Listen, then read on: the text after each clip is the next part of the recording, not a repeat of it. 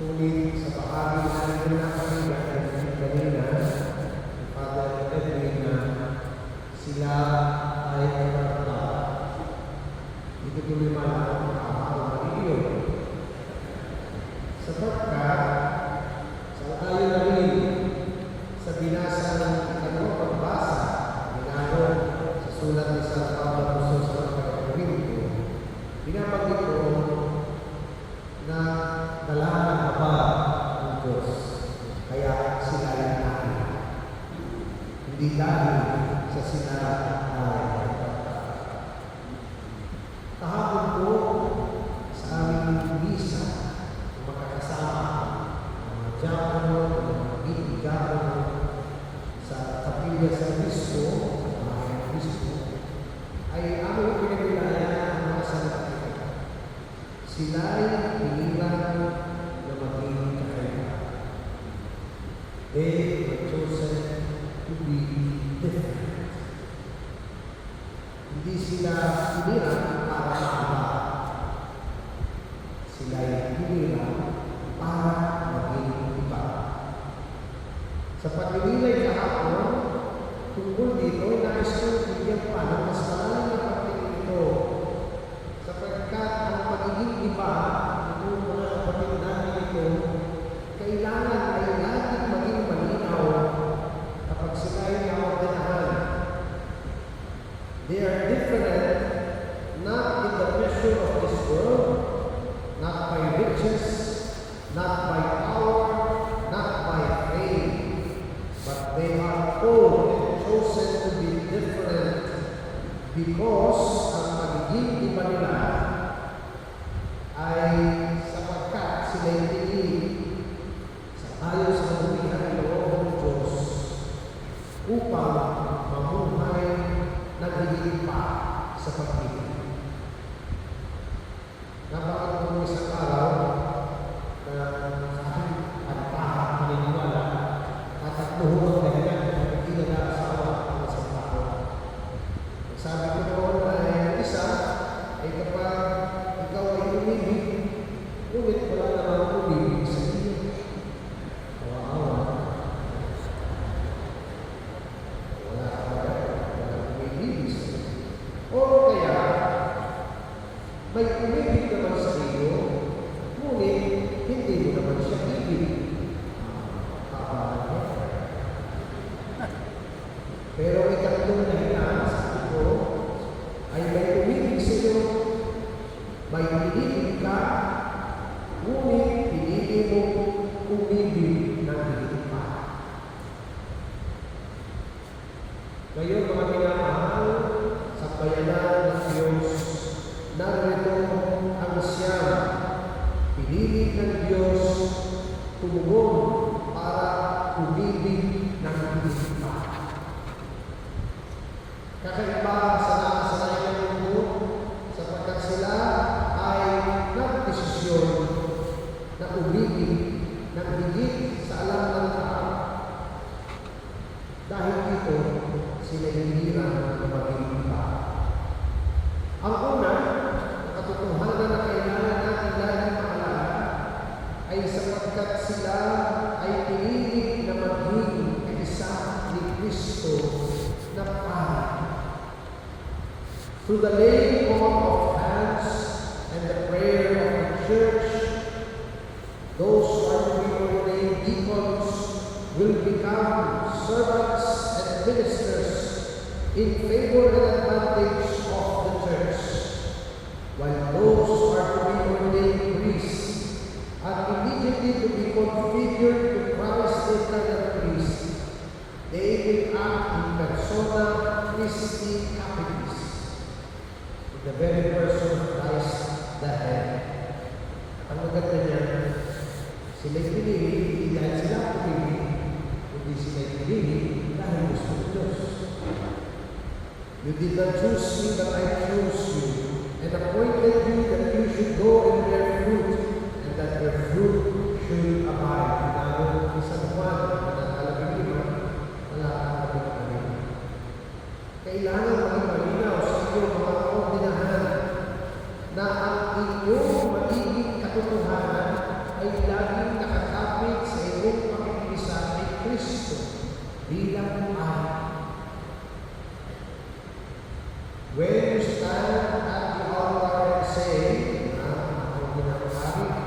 This is my body.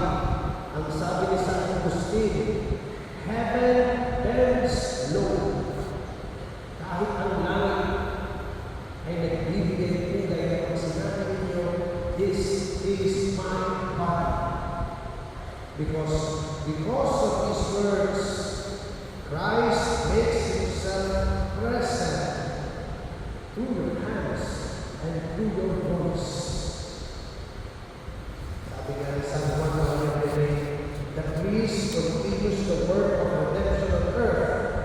And if we understood what a priest really is, we would die. Not of fear, but of love. This is the mystery that sets you apart from today until the end. Yan alam naman natin, sa ordinasyon ay magkakaroon ng lahat na hindi na kailanman mabubura. Mga minamahal, sila ay isa ni Kristo, ang kataas-taasan at walang hanggang hari dahil sa ordinasyon. Sila, sa pamamagitan ng kanilang ministeryo, ang magpapatuloy ng walang tigil na gawain ng pagtuturo, pagbabalaan at pagtutulong ni Kristo.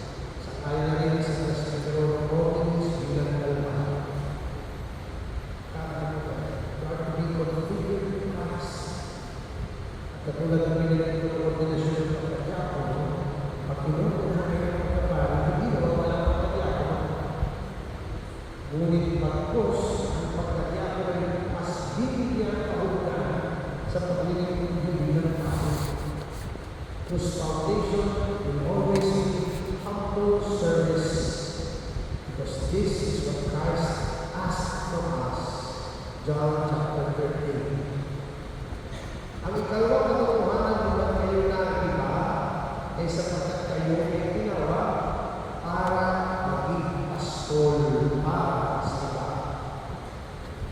From this day on, your life no longer belongs to you. From this day on, your life does not belong to you anymore. You are called to guide, to protect, to heal, and to nourish God's people.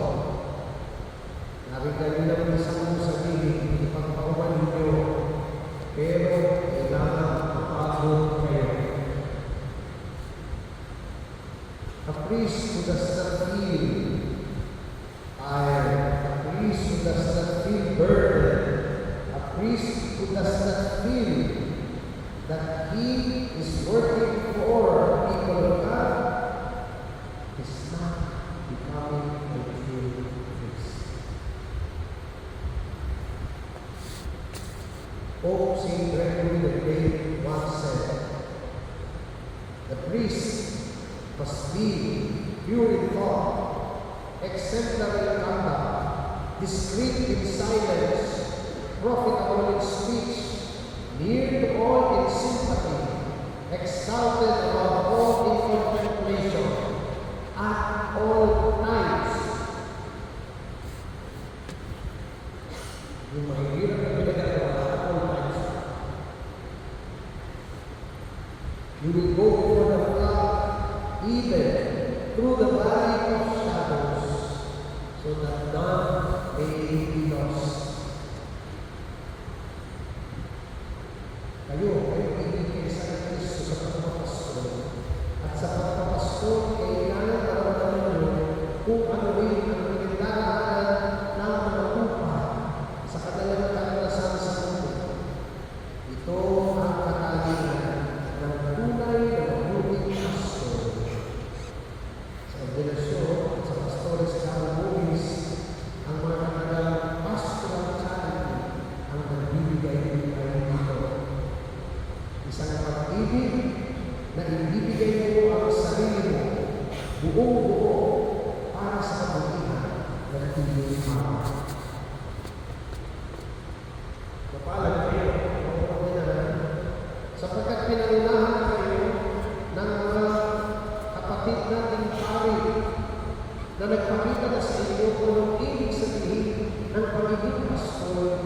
Pagod, ngunit masaya, nagbibigay ng sarili kahit wala. Huwag niyong ibabagay ang inyong tingin sa mga halimbawa na pinili ng mga kapatid nating pari. Gamitin para maging daan ang katotohanan niyo sa paglilingkod. Ikatlo, tayo ay piniling mag-iba sapagkat kayo muna sa panawagan na mabuhay sa kabanalan. Totoo, ang bawat isang Kristiyano ay tinawag para maging banal, but a priest is called to become a sign of holiness.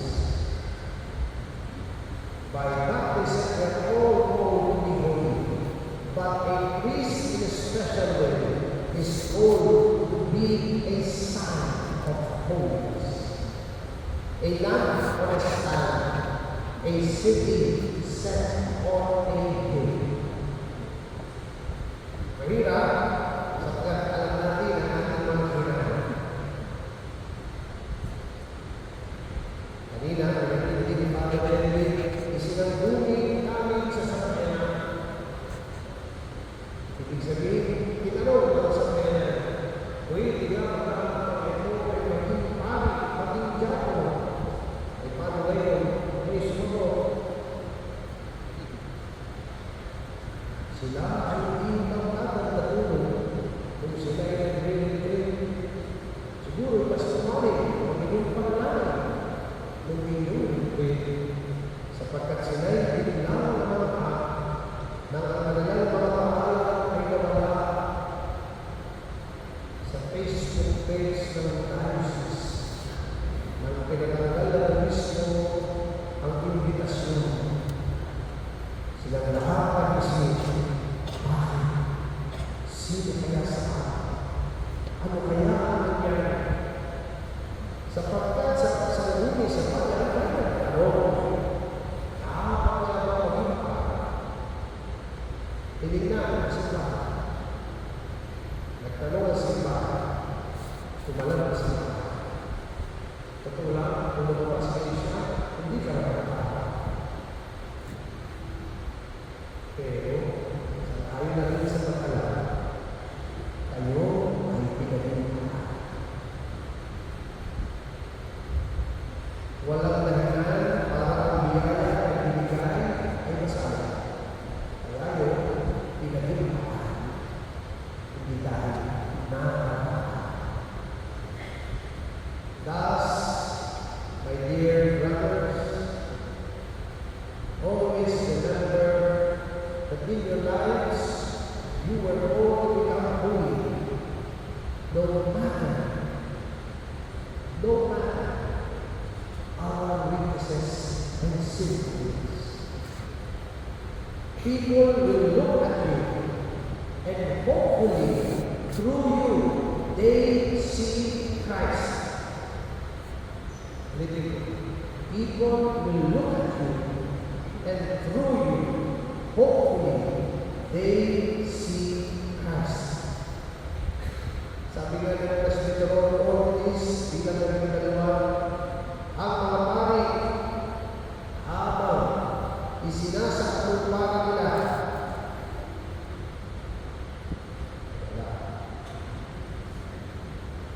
ang mga pari, habang isinasakupara nila ang ministeryo ng Espiritu at ng katarungan sa kapangyarihan ni Kristo, ay dapat magpakapanal sa kanilang buong buhay. Therewith, forthwith, nariyan ang yung pangako ng pagsunod. Hindi simple pagsunod, kundi pagsunod ng mga buong buhay. Ang inyong pangako na hindi nag-aasawa. At ang inyong pagsusulika na mamuhay ng payak, hindi sang-ayon sa sukat ng mundo, kundi sang-ayon sa sukat ng kaharian ng Diyos. Yan ang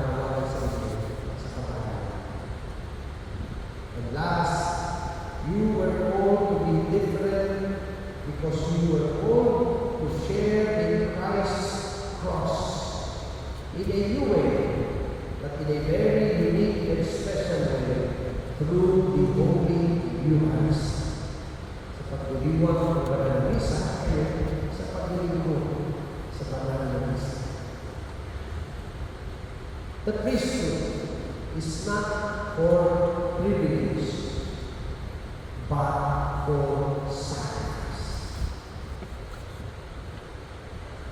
You will share and must share in the joys of Christ, but also in His sorrows, in His wearings, in His gnosis, an offering of one's self.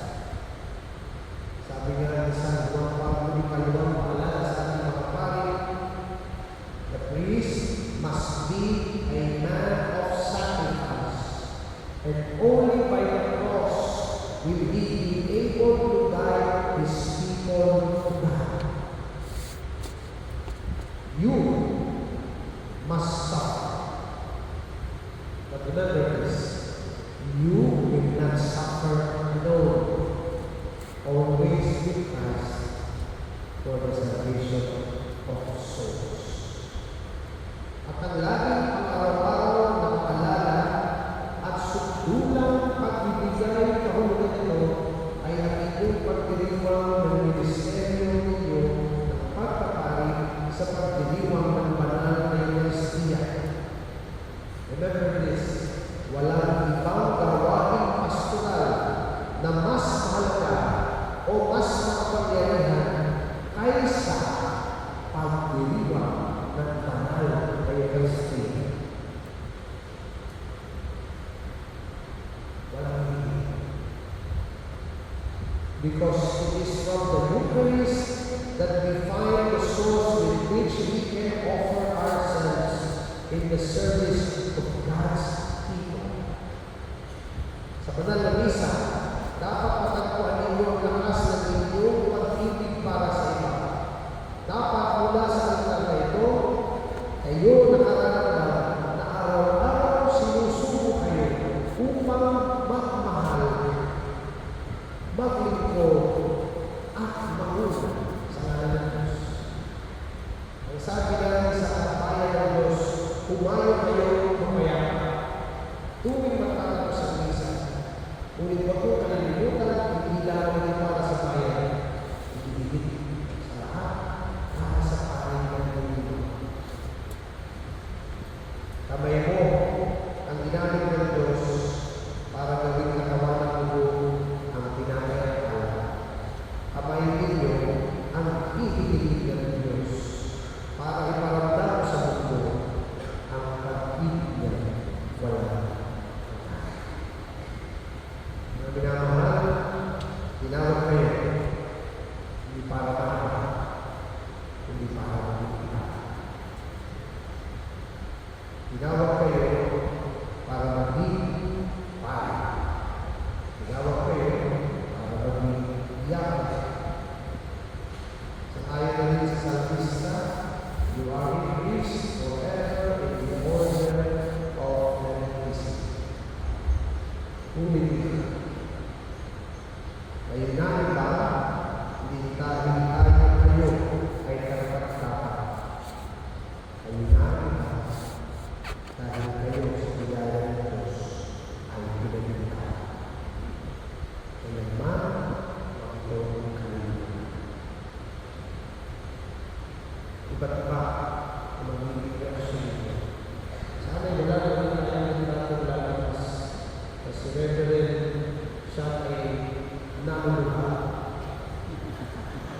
Si Father Christian naman, si Reverend Christian naman, ay pasimawa. Mukha lang naman, nakakakita siya. Para yun naman isa, na siya nawa. Nawa, mamaya kayo nawa na. Ay bukuran na rin ang gusto. Ay laging mararaman ang biyaya sa ibigay mo ay ibigay ng Diyos.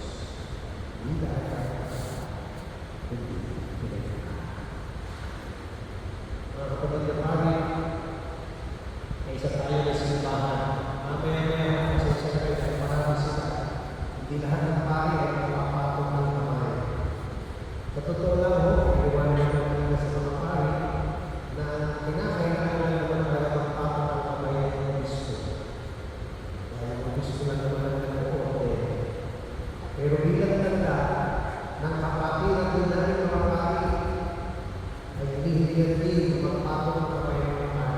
kinakailangan, pero hinihingi na anayahan. Kaya kung mamaya nag-resignation na naman po ang karamihan ay galing po sa likod po ang mga miyembro ng House of Peace at mga Paris Christian. Paris Christian. Pero ito ay pinatandaan namin na sila'y bahagi, magiging bahagi ng aming kapatiran at kapatiran ng mga Diyos. Ayun naman po, ang bayan ng Diyos, hinihilingan na higit kayo sa langit sa panalangin para sa kanila. Ang iyong pagsatayo kanina sa pamagitan ng pagpalakpak ay hindi lamang tanda ng iyong pagpagdaan na itong mga kandidato ay may kinikilala ng pwede na hindi pagpus ang iyong palakpak ay tanda dapat na mula kayo kayo sa dapat ng simbahan sa pagkilala, sa pagsuporta, at sa pananalaman para sa kanila. Biyaya